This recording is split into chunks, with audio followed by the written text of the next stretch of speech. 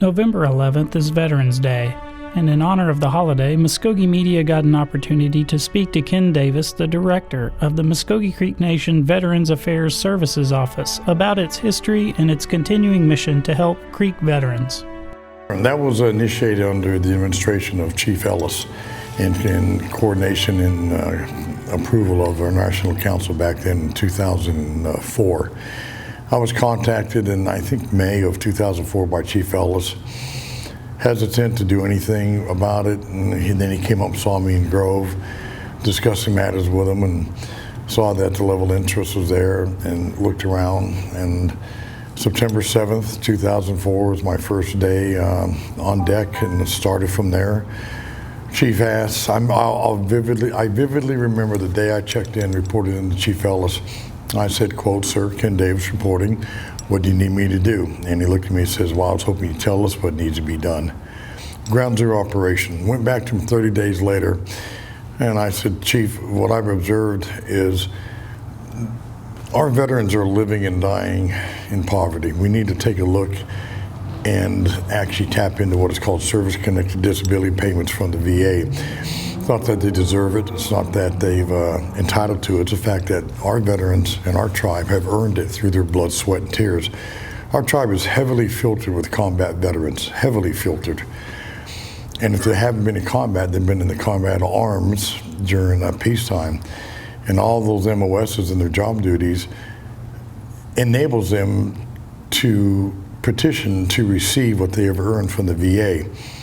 The best way to look at this from the VA, the payments, the compensation payments our veterans and surviving spouses are getting, is to sum it up as combat pay from a grateful nation and grateful citizens towards their combat veterans and their veterans throughout history. It's absolutely phenomenal and marvelous what has been done, and that's the whole genesis. It needed to be done. And so there was like a great need for connecting our veterans to that service? God, it was tremendous need, because since money started coming in January of 2005, when the first service-connected claim opened in, September and October of 04, my first month. Well, you add up all the calendar years, 05, 06, all the way to the end of this calendar year, 2019. It's $88 million that's come into the pockets of our veteran surviving spouses cumulatively. And to go one further, right now for calendar year 2019 thus far, which goes from 1 January to 31 December of this year, is $9.7 million coming in direct payments from the VA to our tribal citizens. It is substantial money. They have been taken out of poverty, thank God. They're passing away debt-free. They're passing away and being able to pass gifts and gratuities down to their loved ones. Yeah, it's been sincerely a life changer for a lot of our veterans. But I'll say this, what was open 15 years ago should have been open 15 years prior to when I came, because our tribe has lost, estimated roughly, I'd say $70–80 million for not doing the claims in the 80s, 90s, and in the lower 2000s. Do you feel like there was some kind of disconnect before this department was kind of formed? Oh, sure, and I blame that completely on the VA. Yes, absolutely. People have trouble navigating the system without you? Yes, all the way down, yes. Various things. The VA knows who you are. They know where you live. They know what you've done. The briefings coming out of the military back then were lackadaisical at best. Nobody really knew about the VA back then. Thank God for the Vietnam veterans who started questioning things in the 70s and 80s, saying, whoa, hold on, we've got a problem here. There's something going on in the VA. We need to let the younger ones coming after us know about this. So we can thank the Vietnam vets a lot for the awakening of what the VA has to offer. I've heard the horror stories. I've seen the proof of how our Creek veterans are treated from the VA in the past, the horror stories, and that filters down. There was tremendous. I have signed on powers of attorney, I think 4 times since I've been here, to show that, okay, to our elder Creek veterans, okay, they're not going to harm you. Okay, they take away your stuff, they take away my stuff, because I'm signing on here for you. It means nothing, but that's the level I had to go to in order to let our veterans have enough confidence in me to represent them in front of and against the VA. How's it gotten better? It's gotten better tremendously. The VA recognizes what the American Indians have done. They really recognize what our tribe has done, the Creeks. This tribe has always been there, always have. Like we say here in our tribe, we fought against you, we fought with you, now we fight for you as Americans. So we've straddled all of history, and we've never faltered to be there. That's amazing. Those numbers are just, it's kind of hard to relate that down to just the individual. What is that impact for that individual veteran? Can you kind of play out the scenario, what that looks like daily for them to be able to obtain that money? Yes, hundreds. There's hundreds of our men that are literally now on 100% service-connected disability payments every month. Take your average veteran, that's 100% service-connected. Just say for PTSD, hearing loss, tinnitus, diabetes mellitus type 2, peripheral neuropathy, upper and lower, ischemic heart disease, all those conditions together, 100%, making just that single veteran $3,200 a month, all tax-free. It's not taxed by local, state, or federal means. It's not taxed. That's what they get a year. Basically, over $36,000 a year. And again, they're not entitled to it, nor do they deserve it. They earned it. Our veterans need to realize it's earned. It's earned, veterans, from your blood, sweat, and tears. And again, look at it like what it's meant to be. This is actual combat pay from a grateful nation for what you have done. So I view it, and fortunately our veterans are starting to view it that way. Unbelievable bunch of men and women to work around our veterans. They're absolutely amazing. They're quiet. They're extremely strong and tenacious inside. Cooperatively, they're not the most cooperative, but it's getting somewhat better. You've told me some stories in the past about how that meant that, like, one of our veterans it might make the difference of paying cash for a car versus. Oh yes, I've seen that. Oh gosh, yes, I've seen that a couple times. That the veteran go in there, saving his money for a year or two, actually go in there and buy a car, writing a check out, paid in full. I've seen veterans pulled out of their own 5 or 6 payday loan companies' money. They completely wiped those out. I've seen veterans. The record breaker we have was one veteran got $465,000 in back check, another one $291,000 in back check. That one was surprised. I was sitting here in the middle of the center court. He came in, he goes, "What happened to here?" Well, this is July, and I told him Merry Christmas. What I did, and when ischemic heart disease opened up in 2010 for Agent Orange related, I put all of our Vietnam veterans in, regardless whether they had it or not, just to see what comes back. I think we put in 43, and I believe it's 14 that came back positive on ischemic heart disease. This one gentleman had applied back in 1991, so they backdated it. It's been astounding. I think the back pay award, I think it's $3.6 million since January of '05. Yeah, it's good numbers, and what's kind of sad is the other tribes are just as equal to or much as we, but they're not keeping track, nor are they going for it. To me, the number one priority here are the service-connected disability claims. That's why I'm here. My head is in the ball game, advocating and representing for our veterans with and against the VA. How is the VA in Oklahoma? Outstanding. Wow. It is different in other states, Miss Angel. It really is. In Oklahoma, their attitude in Oklahoma with the Veterans Administration, United States thereof, is we're going to find a way to award your claim. Other states, their attitude, I've gone up against other states, we're going to find a way not to award your claim. But here in Oklahoma, it's a different mindset. Again, Oklahomans have this thing about these are our veterans, and these are the ones who went out there. It's their blood, sweat, and tears. It's not how we're going to help you, it's we're going to help you. It's very much actually in our face about, hey, you know, I still get calls. Hey, we're thinking about doing this for 50%. What do you think? I'm open for discussion why you might think it's worth 70%, Mr. Davis. And those discussions are back and forth. Problems with the VA and overall, I can't think of it. I really can't. Can you give us some insight into what your wealth of experience has been like, and that helps you navigate these channels on behalf of our veterans? Like, what gave you this insight that has made you successful at doing this for our veterans? Sure. I got fed up real quick. The first 30 days I was here on the job of literally watching Mvskoke veterans live and die poor. I think that's a primary example. I had one I became very close with real quick. Oh God, what an amazing man. World War II Marine, then fought in Korea in the Army, Stanley Roberts. What a great guy. He came to me, all he wanted was his high school diploma from Bacone High School back then. Wow. And we worked with Bacone, they gave him his high school diploma. Then I worked his claim with the VA. Got him 70, then we worked him more, got him 100%. He got his back check and he died 2 days later. And he should have been on this decades ago. And I said, so I decided to devote all the energy, all the gray matter into learning everything inside and out about the claim process, how to do this, how to effectively represent my veterans when I go in front of the Board of Veterans Appeals, in front of the judge with them. The only place I've never been thus far is U.S. District Court for Veterans Appeals in D.C. Fortunately, I haven't had to go that route yet because I've been up there, 77 times in front of the BVA, and I've won 73 out of 77. It's just commitment to going in there and knowing what's in the Code of Federal Regulations, what can I cannot do. When I do an appeal, what's the basis? Do I have a strong enough appeal? It's just the passion to do this, because I make one mistake.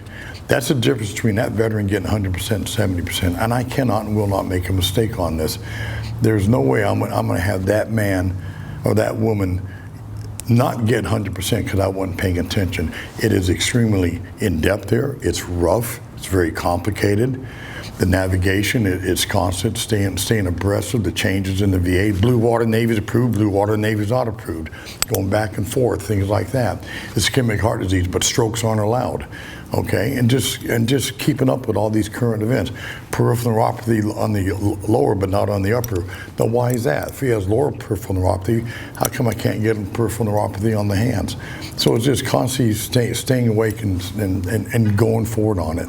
So you have all these attention to details when it comes to dealing with that service side and the VA and different things. Can you tell us how that's been an asset to you as you've navigated through 3 administrations here at the tribe? 3 administrations, yes. To talk about each administration, I don't have enough time to talk about Chief Ellis, Chief Tiger, and Chief Floyd, but I'll say this, I'll sum them up really easily. Working for Chief Ellis was absolutely outstanding. Great listener, took recommendations. Again, my job talking to my chiefs is I suggest, I recommend. I do not tell them I want, I need. My job is to recommend and suggest. And then they issue the orders, then they're carried out. Working with Chief Ellis was outstanding from A to Z. Then came along Chief Tiger. He was absolutely phenomenal.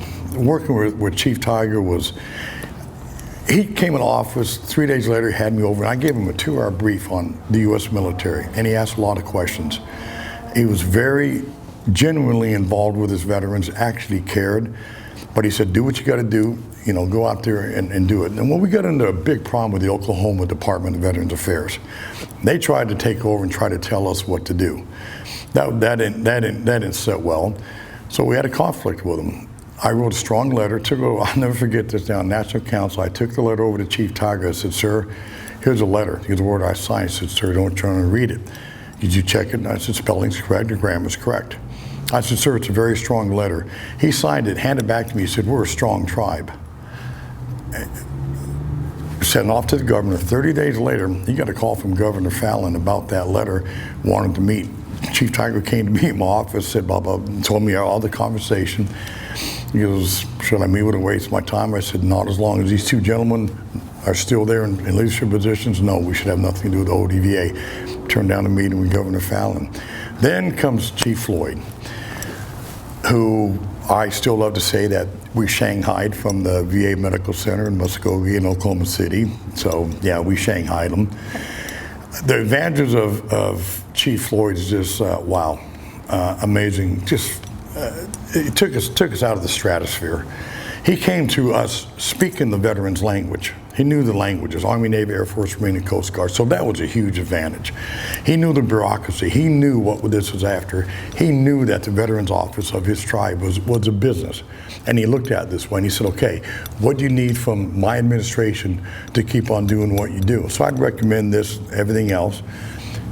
And again, working for Chief Floyd, good God, I mean, honest, quiet, has great resolve. He's tenacious, and he never made a wrong move with the veterans at all. It was phenomenal working for all three of them. All three of them just phenomenal commanders and chiefs. Have you had that same kind of support with our council? Oh, the National Council? Well, I can tell you, I could go on for a whole day talking about our National Council. I don't know where we get these people, but the other tribes need to come down and look at the quality we get on our National Council. The main reason our Veterans Administration is working so well is because of that council down there. You just look at some of the council reps down there, the ones I've worked with throughout the years. When David Hill pops in my mind automatically. Dave Hill is really typical of the goodness and the straightforwardness and the wanting to help down there. When this building was being built, I went in front of the council, and we could have gone for different grants, state and federal grants. So I went down to council, I said, council, I recommend that we do no grants. We use 100% Mvskoke Creek money only. And here's the reasons why. They listened to the reasoning, they listened to my argument, and our council said that 100% of this building is going to be funded by our tribe only. We owe nobody anything. So nobody has any rights to come in and say, well, we want this report, we want that report. Do we cooperate giving out numbers? Oh God, no. Never have, never will. Some department outside of our tribe wants our names and phone numbers and addresses to our veterans. They'll get a big NO in front of their face. I will not release information on our veterans. Why? So you know who we are, where we are, how to get hold of us, how to collect us. That's not going to happen. So no, we're not going to share records and files with anybody. And our council, what's good about our council is they're at the ready at any time. If there's any ever problem up here, they'd be here with us. Again, you look at the council reps throughout the years. God, Speaker Thomas Yahola, holy Toledo, what a great guy. His daughter now is on the council, Thomasine. Paula Willits. Paula Willits was high-speed, low drag. Karma Tecumseh was always, hey, what more can we do? What more can we do? Then you look at A.J. Jones, Lucian Tiger, goodness gracious, Representative Huft from Tulsa.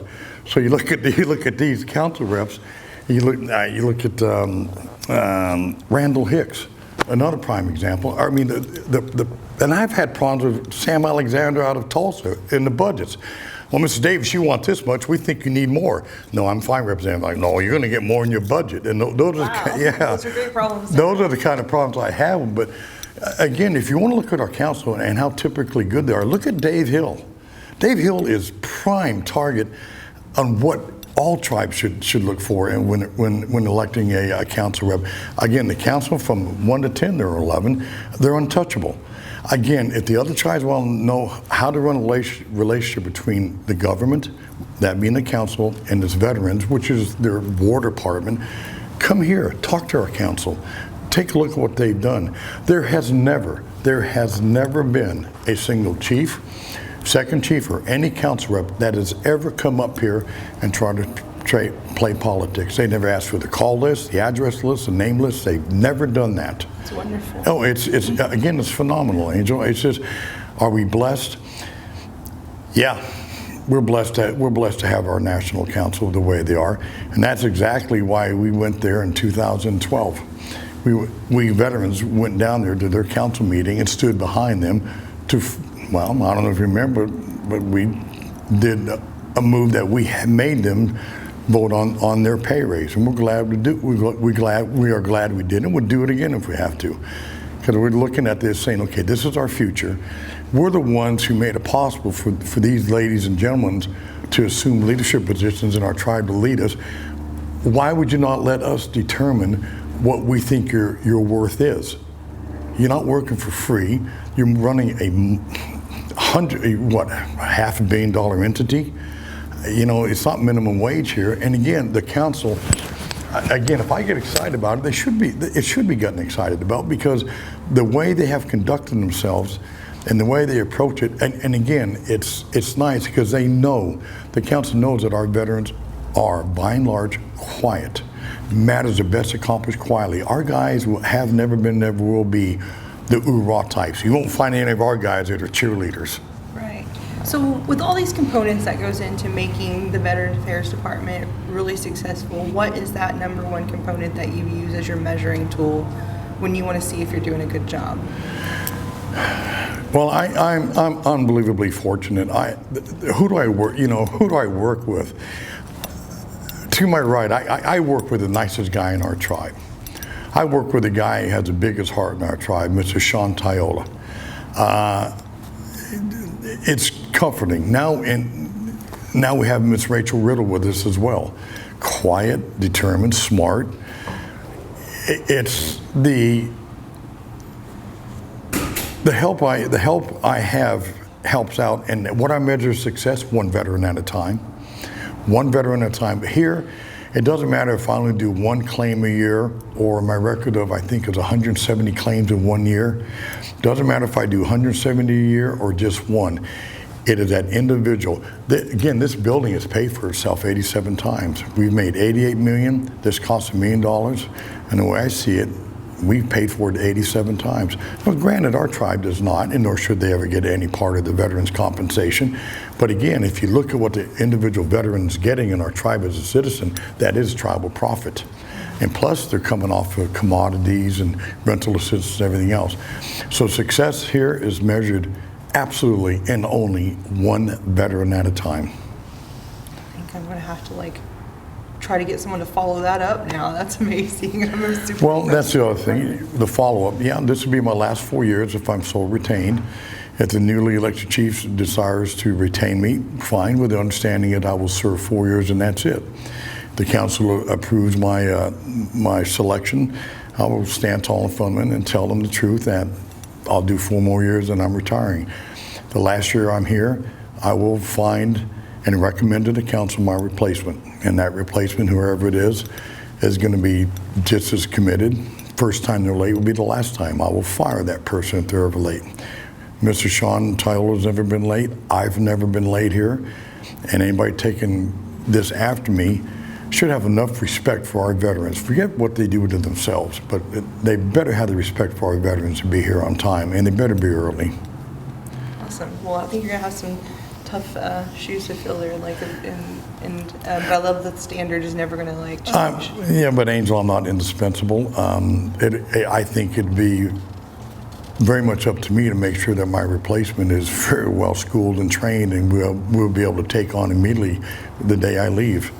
But yeah, I'll effectively do it for one more term. I'll run all the way to 1 January 2025, is it? Yep. Okay, no, 2024. Yep. All right, So I'll do that. I got 4 more years to absorb these great interviews, and then. Well, so you could do an interview in 4 more years. Yeah, we'll definitely be looking for that one.